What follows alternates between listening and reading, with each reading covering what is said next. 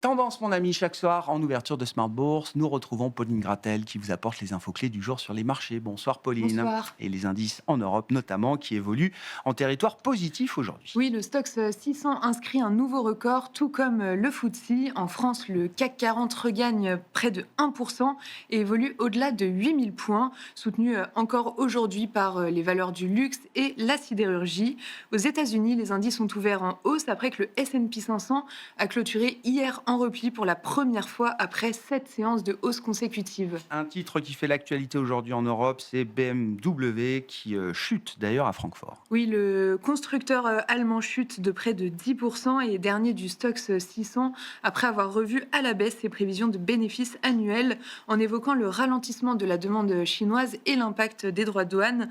Tout le secteur auto est dans le rouge. Renault, Volkswagen et Porsche cèdent plus de 2%. Bon, il y a sans doute un lien évident entre les difficultés du secteur automobile en Allemagne et ces chiffres de production industrielle allemande qui a lourdement chuté. Oui, la production industrielle allemande recule de 4,3% en août, après une progression de 1,3% en juillet. Les analystes anticipaient un repli beaucoup plus mesuré de 1%. Le secteur qui, à l'inverse, bondit aujourd'hui en France et en Europe, c'est celui de l'acier. Oui, la Commission européenne propose un mécanisme de protection contre les importations déloyales, réduire les quotas d'importation, augmenter les droits de douane et réviser les quotas.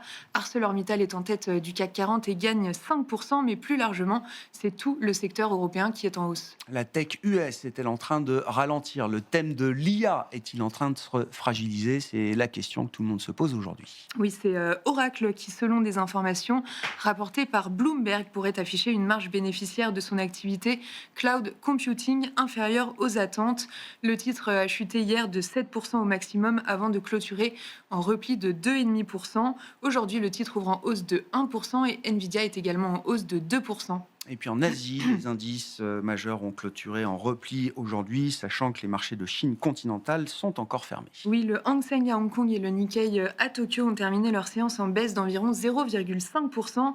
Les sociétés technologiques asiatiques ont cédé du terrain dans le sillage de la tech américaine, certainement aussi victime de quelques prises de profit. Dans l'environnement actuel, l'or est donc devenu un actif clé, un actif stratégique pour bon nombre d'investisseurs et d'allocataires. L'or qui continue d'inscrire de nouveaux records. Oui, l'or a dépassé les 4000 dollars l'once hier. Cela porte sa progression à plus de 50% sur un an.